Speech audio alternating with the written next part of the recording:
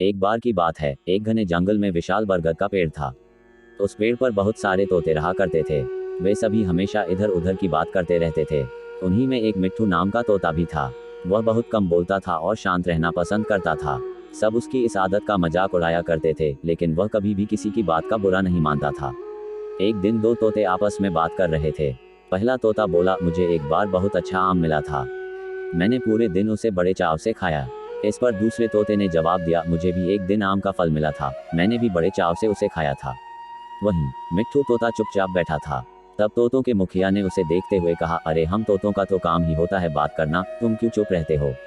मुखिया ने आगे कहा, तुम तो मुझे असली तोते लगते ही नहीं, तुम नकली तोते हो। इस पर सभी तोते उसे नकली तोता कहकर बुलाने लगे, लेकिन मिट्ठू तोता फिर भी चुप था। ये सब चलता रहा। फिर एक दिन रात में मुखिया की बीवी का हार चोरी हो गया। मुखिया की बीवी रोती हुई आई और उसने पूरी बात बताई।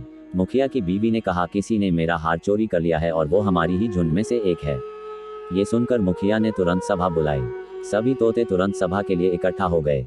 मुखिया ने कहा, मेरी बीवी का हार चोरी हो गया है और मेरी बीवी ने उस चोर को भागते हुए भी देखा है। वह चोर आप लोगों में से ही कोई एक है। ये सुनकर सभी हैरान हो गए। मुखिया ने फिर आगे कहा कि उसने अपने मुंह को कपड़े से ढक कर रखा हुआ था, लेकिन उसकी चोंच बाहर दिख रही थी। उसकी चोंच लाल रंग की थी।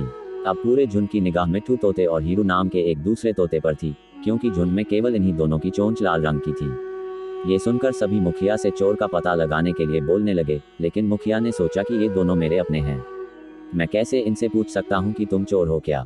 इसलिए मुखिया ने एक कौवे से इसका पता लगाने के लिए मदद ली। असली चोर का पता लगाने के लिए कौवे को बुलाया गया। कौवे ने लाल चोंच वाले हीरू और मिट्ठू तोते को सामने बुलाया। कौवे ने दोनों तोतों से पूछा कि तुम दोनों चोरी के समय कहाँ थे। इस पर हीरू तोता जोर जोर से बोलने लगा, मैं उस दिन बहुत थक गया था, इसलिए खाना खाकर मैं उस रात जल्दी सोने के लिए चला गया था। वहीं मिट्ठू तोते ने बहुत धीमी आवाज में जवाब दिया। उसने कहा, मैं उस रात सो रहा था।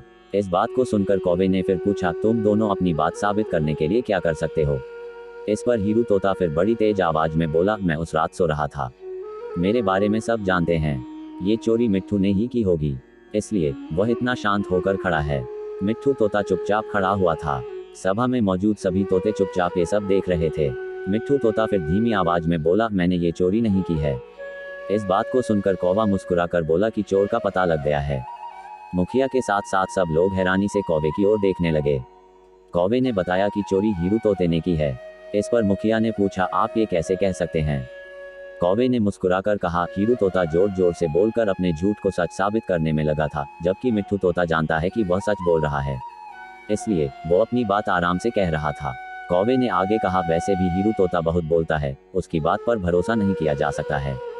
इसके बाद हीरू ने अपना जुर्म कबूल कर लिया और सभी से माफी मांगी। ये सुनकर सभी तोते हीरू तोते को कड़ी सजा देने की बात कहने लगे, लेकिन मिट्ठू तोते ने कहा, मुखिया जी, हीरू तोते ने अपनी गलती मान ली है, उसने सबके सामने माफी भी मांग ली है, उससे पहली बार यह गलती हुई है, इसलिए उसे माफ किया जा सकता है।